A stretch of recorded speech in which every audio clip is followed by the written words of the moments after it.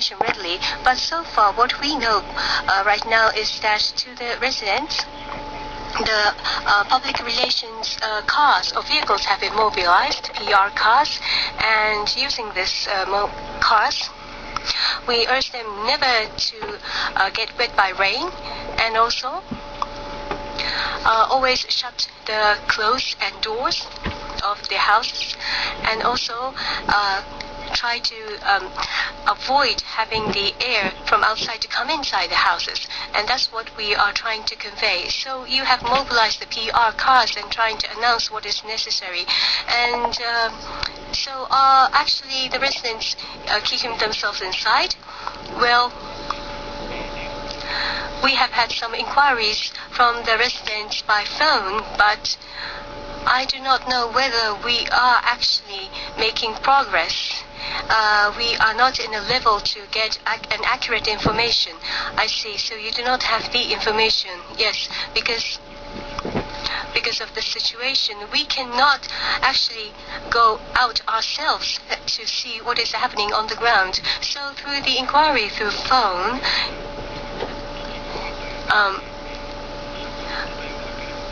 they say that since they were inside, they heard the PR cars, but they didn't know what they were saying. And so we get the inquiries about what the PR car was saying. So in that case, we would tell the residents what the PR cars were saying.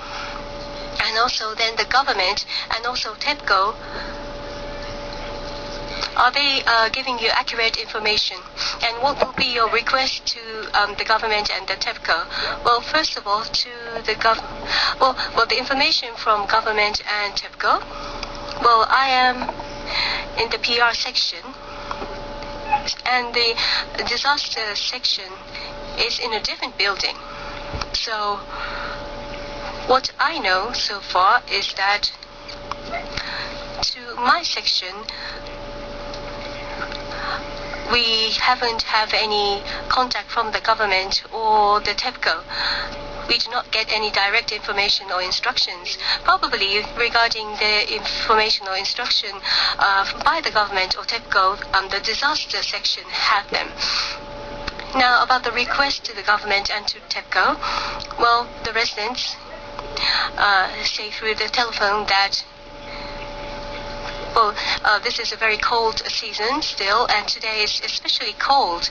So, of course, they have their windows shut already, even before this instruction. And so that makes it really difficult to hear what the PR cars are saying.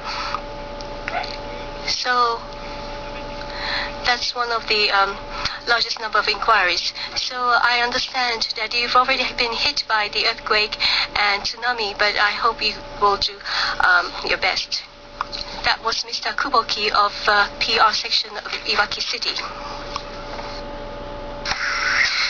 Next, we'd like to examine the impact of this earthquake on the economy. On the Tokyo Stock Exchange today, due to concern over the lingering impact of the earthquake on business and people's lives, and also in addition the series of events taking at the Fukushima nuclear power plant, share prices dipped across the board. And the Nikkei average, for the first time since last September, dipped below the 9,000 yen mark. We go live to the Tokyo Stock Exchange. Our reporter is Kentaro Fuji. This unprecedented disaster, to what extent will this impact people's lives and businesses? This is a great concern.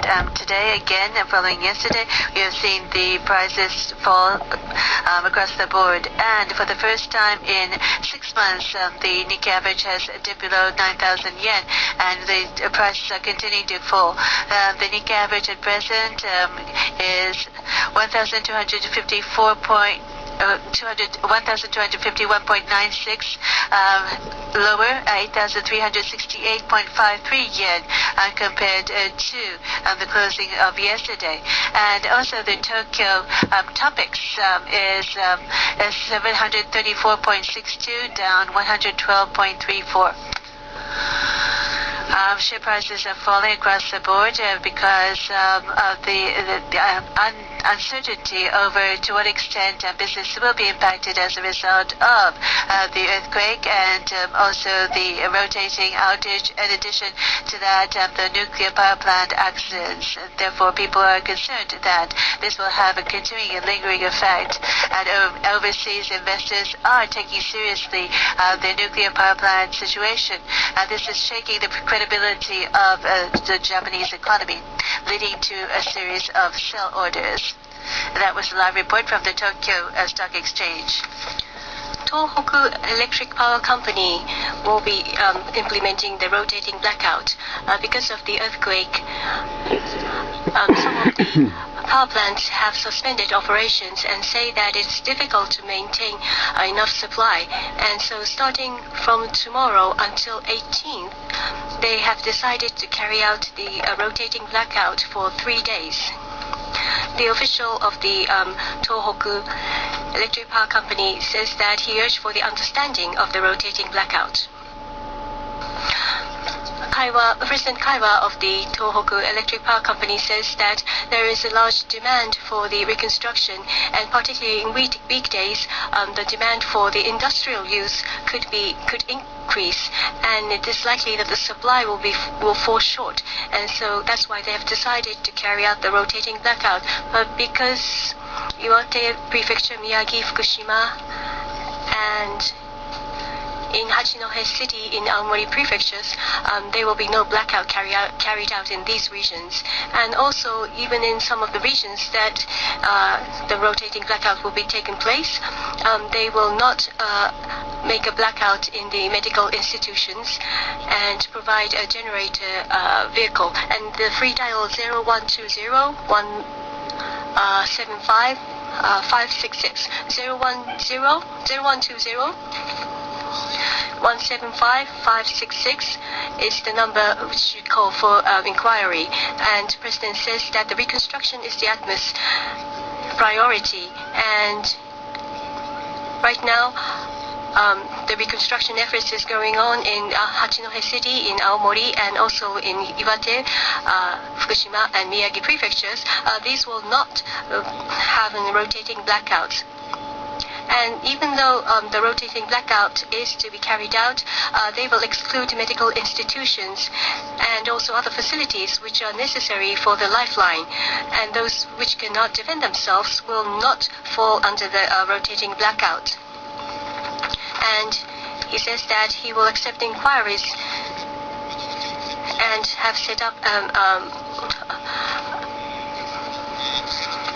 section for that. And he says that he understands that he will be forcing inconvenience to all the customers, so he will look at the demand and supply until the very end and will try to carry out the minimum rotating blackout. Last, the foreign exchange, on the Tokyo Foreign Exchange, the dollar is being traded at 81.52 to 0.57 yen.